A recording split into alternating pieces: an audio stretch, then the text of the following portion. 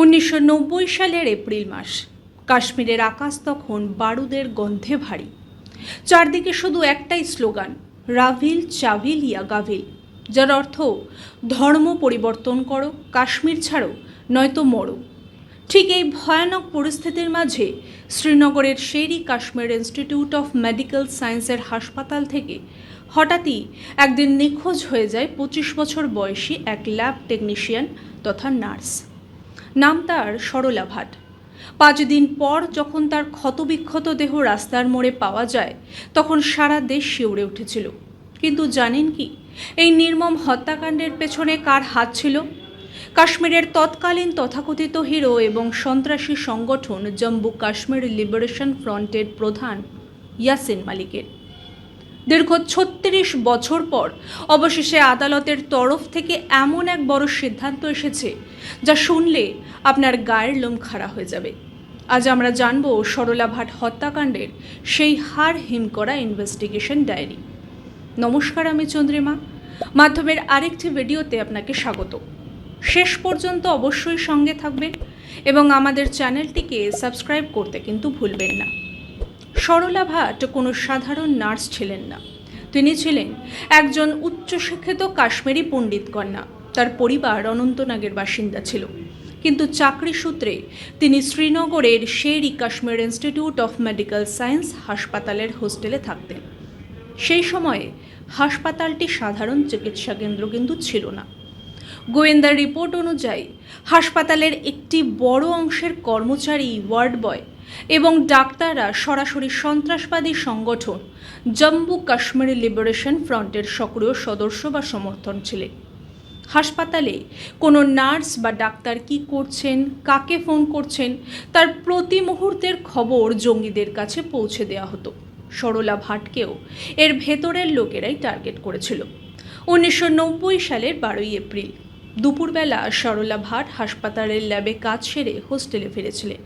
ঠিক তখনই JKLF এর area commander Ali Mohammad Mir এবং তার 3 জন সশস্ত্র সঙ্গী গান পয়েন্টে সরলা ভাটকে একটি গাড়িতে তুলে অপহরণ করে। অপহরণের ঠিক 2 দিন আগে হাসপাতালের স্টাফ রুমে একটি ব্ল্যাকবোর্ডে বেনামে একটি হুমকিও দেওয়া হয়েছিল।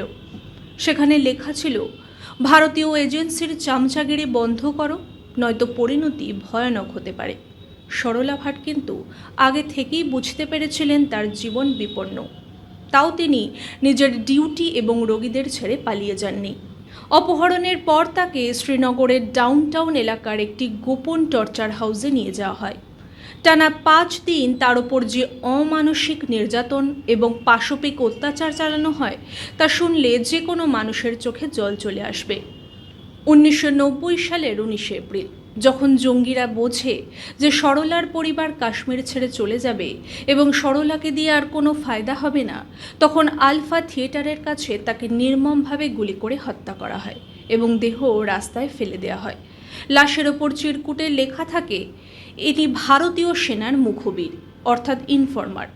তদন্তে এবং আদালতে প্রমাণিত হয়েছে যে ওই চিরকুটে সরাসরি JKLF এর 2 শীর্ষ কমান্ডার বা নেতার সই ছিল, যার মধ্যে একজন ছিলেন আলী মোহাম্মদ মীর এবং পুরোটার পেছনের নির্দেশ ছিল স্বয়ং ইয়াসিন মালিকের। সরলা ভাটের ক্ষতবিক্ষত মরদেহ যখন শ্মশানে নিয়ে যাওয়া হচ্ছিল, তখনও উগ্রপন্থীরা সেই সব যাত্রার ওপর হামলা চালায়। এমনকি অনন্তনাগের সেই বাড়িটাতেও তারা বিস্ফোরণ ঘটায়। ফলত সন্ত্রাসবাদীদের মনোবাঞ্ছা পূর্ণ হয় এবং সরলা ভাটের পরিবার কাশ্মীর ত্যাগ করে চলে যায়। এই হত্যাকাণ্ডের পর FIR দায়ের করা হয় শ্রীনগরের শহীদুলগঞ্জ থানায়, কিন্তু তৎকালীন জম্মু কাশ্মীর সরকার এবং পুলিশের একাংশ জঙ্গিদের ভয়ে বা মদতে এই কেসের ফাইল ধামাচাপা দিয়ে দেওয়া হয়। এই মামলার ফাইলের দিকে তাকালে দেখা যাবে তৎকালীন প্রধান বিচারপতি JS খেহর এবং বিচারপতি DY চন্দ্রচূড়ের বেঞ্চ আবেদনটি খারিজ করে দেয়। তদন্তে উঠে আসে এই অপহরণ এবং হত্যাকাণ্ডের মূল ব্লুপ্রিন্ট বা নির্দেশ এসেছিল সরাসরি ইয়াসিন মালিকের কাছ থেকে। সে সময় ইয়াসিন মালিক, যিনি বর্তমানে দিল্লির তিহার জেলে যাবজ্জীবন কারাদণ্ড ভোগ করছেন অন্য এক টেরর ফান্ডিং মামলায়, নিজেকে কাশ্মীরের আজাদের নেতা বলে দাবি করত, অথচ পর্দার আড়ালে সে এই ধরনের জঘন্য অপরাধ নিয়ন্ত্রণ করত। ভারত সরকার জম্মু কাশ্মীরের সন্ত্রাসবাদের বিরুদ্ধে জিরো টলারেন্স নীতি নেওয়ার পর এই ফাইল নতুন করে খোলা হয়। টাডা কোর্ট এবং সিবিআই এই মামলার চার্জশিট পুনরায় পেশ করে। 2024 থেকে 26 সালের মধ্যে এই মামলার মূল সাক্ষী, যিনি হাসপাতালের একজন প্রাক্তন কর্মী ছিলেন, তিনি আদালতে দাঁড়িয়ে ইয়াসিন মালিক এবং আলী মোহাম্মদ মীরের বিরুদ্ধে বয়ান দেন। বর্তমানে ইয়াসিন মালিকের ওপর এই মামলার কারণে ফাঁসির দাবি আরও জোরালো হয়েছে। তিহার জেলে বসে ইয়াসিন মালিকের মুখোমুখি জিজ্ঞাসাবাদ হয়।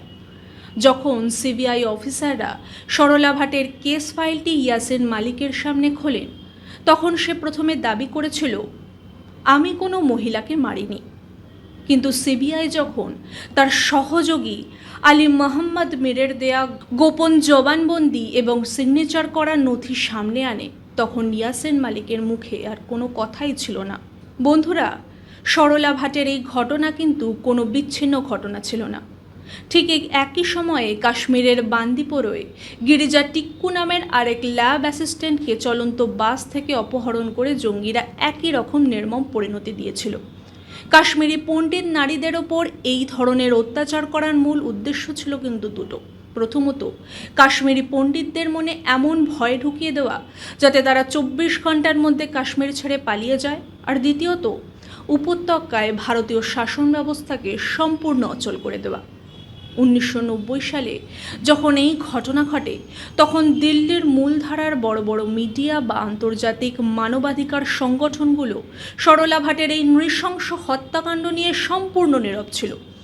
একজন 25 বছরের নার্সকে যেভাবে তুলে নিয়ে গিয়ে টর্চার করা হলো, তা নিয়ে কেউ আওয়াজই তোলেনি। অথচ আজ যখন এই অপরাধীদের বিচার হচ্ছে, তখন অনেকেই একে রাজনৈতিক প্রতিহিংসা বলে বাঁচানোর চেষ্টা করছে। 1990 সালে সেই সময়ে কাশ্মীরি হিন্দুদের ওপর যে অত্যাচার হয়েছিল, তার মূল ভিত্তি ছিল কট্টর ধর্মীয় উন্মাদনা। মসজিদগুলো থেকে মাইকে বাজিয়ে স্লোগান দেওয়া হতো, যার সরাসরি অর্থ করলে দাঁড়ায়, যদি কাশ্মীরে থাকতেই হয় তবে ইসলামিক শরিয়াহ মেনে চলতে হবে, নয়তো উপত্যকা ছাড়তে হবে। 1990 সালের জানুয়ারি মাসে যখন কাশ্মীরে পণ্ডিতদের ওপর অত্যাচার চরম সীমায় পৌঁছয়, তখন জম্মু কাশ্মীরের মুখ্যমন্ত্রী ছিলেন ফারুক আবদুল্লাহ। উপত্যকার পরিস্থিতি যখন হাতের বাইরে চলে যায়, তখন তিনি মুখ্যমন্ত্রী পদ থেকে ইস্তফা দেন এবং রাজ্যে রাজ্যপাল শাসন জারি হয়। কিন্তু রাজ্য প্রশাসনের ভেতরে থাকা নিচুতলার পুলিশ কর্মী এবং আমলাদের একাংশই পুরোপুরি JKLF এবং অন্যান্য জঙ্গি সংগঠনের প্রতি সহানুভূতিশীল ছিল। কাশ্মীরে বছরের পর বছর ধরে যা চলেছে তা কোনো সাধারণ সন্ত্রাসবাদ ছিল না, ওটা ছিল বেছে বেছে হিন্দু নিধন। ধর্মের নামে, জেহাদের নামে প্রকাশ্য রাস্তায় কাশ্মীরি পণ্ডিতদের কসাইয়ের মতো কাটা হয়েছে। 25 বছরের নার্স সরলা ভাট কিংবা গিরিজা টিক্কু, তাদের অপরাধ কী ছিল? তারা ছিল হিন্দু। ধর্মের দোহাই দিয়ে এই বোনেদের ওপর যে পাশবিক অত্যাচার করা হয়েছিল, তা কোনো সুস্থ মানুষের কল্পনাও করতে পারবে না। কিন্তু এর চেয়েও বড় কলঙ্কজনক অধ্যায় হলো তৎকালীন দিল্লির শাসক দল কংগ্রেসের নোংরা তোষণনীতি, যে ইয়াসিন মালিকের হাত হাজার হাজার হিন্দুর রক্তে রাঙানো ভোট ব্যাংকের লোভে সেই কুখ্যাত জল্লাদকে লাল গালিচা পেতে বরণ করেছিল কংগ্রেস সরকার। প্রাক্তন প্রধানমন্ত্রী মনমোহন সিং নিজের বাসভবনে ডেকে এই দেশদ্রোহীর সাথে হাত মিলিয়েছিলেন, যেখানে তার জায়গা হওয়া উচিত ছিল ফাঁসির মঞ্চে। শুধুমাত্র মুসলিম ভোট ব্যাংকে খুশি করতে হিন্দুদের এই বলিদানকে ধামাচাপা দেওয়া হয়েছিল। আজ সময় এসেছে এই সত্যকে চিনে নেওয়ার। তোষণ রাজনীতির এই নোংরা খেলা যদি এখনও না বোঝেন, তবে ইতিহাসের সেই ভয়ানক পরিণতি আজ আমাদের দরজাতেও কিন্তু কড়া নাড়ছে। যে ইয়াসিন মালিককে কংগ্রেসের নেতারা শান্তির দূত বানিয়েছিল, সেই জল্লাদ 1990 সালে ভারতীয় বিমান বাহিনীর 4 জন জওয়ানকে ঠান্ডা মাথায় খুনও করেছিল। স্কোয়াড্রন লিডার রবি খান্নার শরীরে 27টি গুলির ক্ষত ছিল। এই খুনিকেই দিল্লির দরবারে ভিআইপি ট্রিটমেন্ট দেওয়া হতো। কেন্দ্রের তৎকালীন এবং পরবর্তী সরকারগুলো কাশ্মীরের 370 ধারার আড়ালে চলা এই হিন্দু গণহত্যা অত্যাচারকে বছরের পর বছর দেখেও না দেখার ভান করেছে। যাতে দেশের একটি নির্দিষ্ট ভোট ব্যাংক চটে না যায়। 370 ধারা দেওয়াল তুলে কাশ্মীরকে ভারতের মূল ভূখণ্ড থেকে আলাদা করে রাখা হয়েছিল, যাতে উপত্যকার ভেতরে হিন্দুদের ওপর চলা এই পাশবিক অত্যাচারের খবর দিল্লির বাইরে না পৌঁছয়।